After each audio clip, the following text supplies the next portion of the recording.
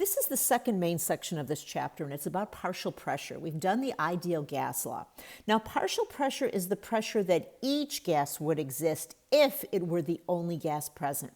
Dalton is the one who came up with the law where we add all the different gas pressures together, and it's really easy. What we have here is if our first pressure is 25 and our second pressure is 25, our total pressure is just P1 plus P2, which would be 25 plus 25 equals 50 torr. Now, if that was it, we wouldn't have 4 more slides, but it gets a little more complicated, all right? So here's my first example, and it asks you for a partial pressure of carbon monoxide.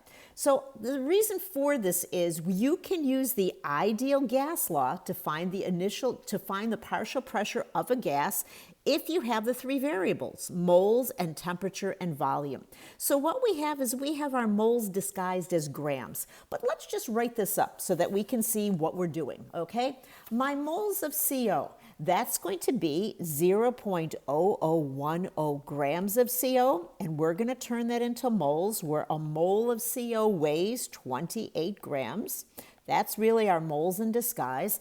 Our R is 0.0821 liter atmosphere per mole Kelvin. Our temperature, we have to add 273. We come up with 308 Kelvin. And on the bottom, we put our volume, which is 1.0 liter. Now, I'll let you take more time and look at it because I want to spend time getting to the harder examples. I come up with 9.0 times 10 to the minus 4 atmospheres. So the reason for this example is you want a partial pressure, you're given a mass and a temperature and a volume, and that is what you use to find the partial pressure. In this second example, it is the concept of mole fraction.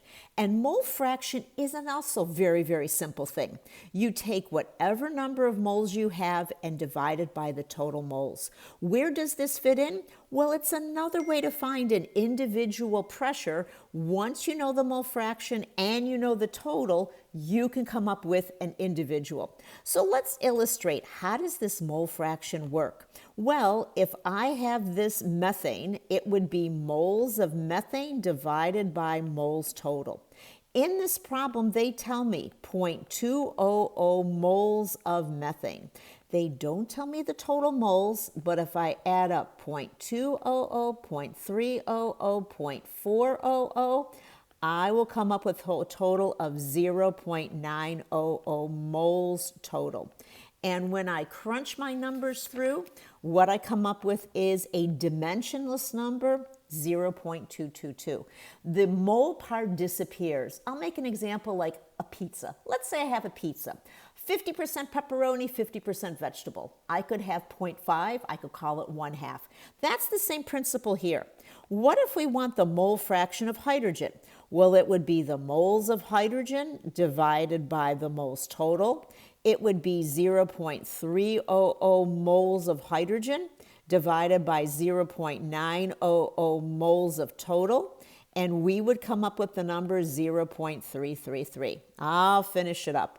Moles of nitrogen. We would have our moles of nitrogen divided by our moles total, and we would have 0.400 moles of nitrogen divided by 0.900 moles total, and we will come up with 0.444. What do all these numbers have to equal? They have to equal the number 1 because they are portions of the mole. So we've addressed how do you find a mole fraction. What we want to address next is what is the total pressure inside the flask? So how am I going to do that? Well, I know that P is equal to N, I'll put the word total here, RT divided by V. And so let's substitute in. Come to Zoom lecture. I can take more time there going through this. 0.900 moles, that is what we had as our sum. We have our R 0.0821 liter atmosphere per mole Kelvin, and we have our temperature of 298K. And you're going to say, where is it? Well, I forgot to write it down. The temperature is actually 25 degrees centigrade. And when I typed this up, I forgot to write it in. Again, just to make this human. And we have a 10-liter flask. So what we will have is a total pressure, and that will be equal to numerically 2.2019 ATM. So again, they can ask all kinds of questions. Your job is to learn how to read the question to address the problem. And sometimes that's actually harder than doing the problem itself.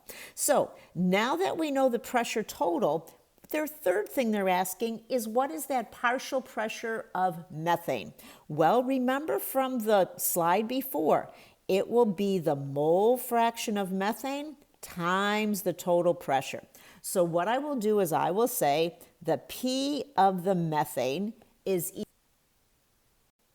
equal to 0.222. Notice there is no unit. My pressure is 2.2019 ATM.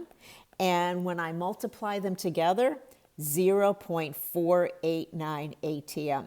Know that a partial pressure question can come with all sorts of different ways, things they're going to ask you. So that's my pressure of methane. I calculated out my pressure of hydrogen, and it turned out to be 0.733 atmospheres. I calculate out my pressure of nitrogen, and it turned out to be 0.978 atmospheres. What do all these three numbers have to equal? They have to equal the total pressure, 2.2019 ATM. I have to say, in the real world, it is so different. These are canned college level Gen Chem problems. You usually address something that really needs to be addressed, is the best way to put it. Last thing, collecting gases over water. This is something we used to use. We used to do a lab, but it has long been gone. And what it wants to know is how much calcium hydrate reacted if we are generating 90 mils of hydrogen. Maybe I should have set this up a little bit more. But there's my calcium hydrate, and you would be getting the equation. Please do not worry. I should have typed it in. This is the chemistry that's going on. And again, you would know this from chapter 4 because calcium sits above hydrogen in the activity series. So what we would do is we would use PV is equal to nRT, but we need a pressure correction.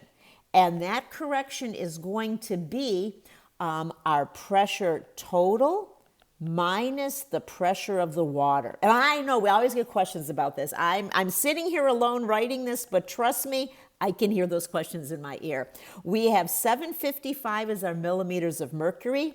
23.8 is the pressure of water. We come up with 731.2 millimeters of mercury. That is the pressure that you need to use in your PV is equal to nRT calculation. But this is also a two-step process because we're doing first the pressure, then we have to be finding out how many grams of calcium hydride. That is a stoichiometry question. So let me set up the problem. We will say N of H2 is PV divided by RT. Our pressure, 731.2 millimeters of mercury. We know 1 atmosphere is 760 millimeters of mercury. And that is our pressure. Our volume is 0.0900 liters. And in terms of what's on the bottom, 0.0821 liter atmospheres per mole Kelvin. And we also have on the bottom temperature, which is 298.15 Kelvin. When I crunch those numbers out, I get 0.0354 moles of hydrogen. Now again, that was part of an earlier problem, but this is part 1 for this problem. The second thing we have to do is the stoichiometry. So if we have 0.00354 moles of hydrogen. From our balanced chemical equation, 1 mole of calcium hydride, it gives 2 moles of hydrogen gas.